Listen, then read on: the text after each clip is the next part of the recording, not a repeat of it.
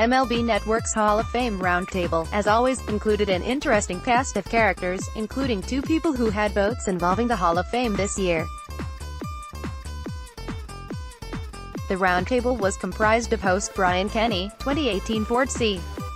Frick Award winner Bob Costas, the host of MLB Network's High Heat and SiriusXM's Mad Dog Unleashed, Christopher "Mad Dog" Russo, 2011 MLB Hall of Fame second baseman Roberto Alomar, and Sports Illustrated's Tom Verducci, who is a BBWAA voting member.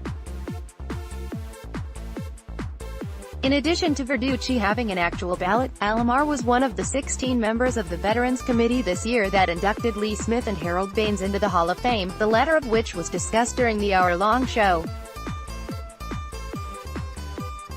All of them had varying opinions on both Helton and Walker, which included Brian Kenny saying both are Hall of Famers, Chris Russo saying neither are, and Bob Costas saying that Walker is and Helton is not, at least by his mock Hall of Fame ballot that he showed on High Heat earlier this week. However, the two most important people on the show are the people who actually have had votes for this cycle.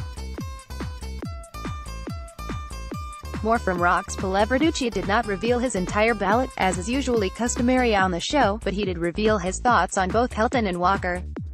For Helton, he said that he came really close to voting for him, but ultimately, he did not.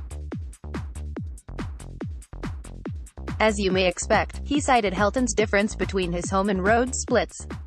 He said that by us looking at his road numbers, he's essentially John Olerud, and Will Clark. Great players, but not Hall of Fame players. He also added that the other main reason why he did not put him on his ballot was that after his age 30 season, he did not have a single All-Star Game selection, 30 home run season, or a 100 RBI season. In other words, his peak performance was early and did not last as long as most Hall of Famers. For Walker, he cited one main thing: durability.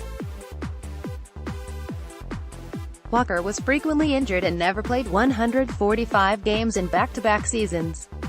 In fact, he never played in 145 games in a season in 2 seasons at all, as he only played more than that in 1997, when he played in 153 games and won the NL MVP. Verducci says that he was one of the most talented players that he ever saw, but with being injured so often, he cannot, and has not, voted for Walker. Alomar on Walker. While Alomar did not talk much on Helton, although he did say he thought he was a Hall of Famer, he made more of a case for Walker. Towards the end of the show, each of the 5 made a case for a player that has not garnered much support in the past. Kenny, Costas, and Verducci each made the case for Fred McGriff, who is on his 10th and final ballot this year. Russo made his case for Jeff Kent, but Alomar made his for Walker.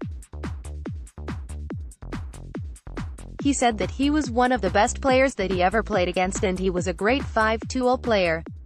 Essentially, he made the same point that Verducci did, but he does not hold his injury history against him. He mentioned his MVP season in 1997 and how dominant he was too. Final thoughts: as of Wednesday night, Ryan Thibodeau has 182 ballots in his ballot tracker and Helton is tracking at just under 20%.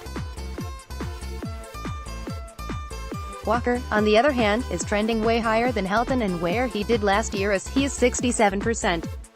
He has also gained 38 votes from voters who did not vote for him last year.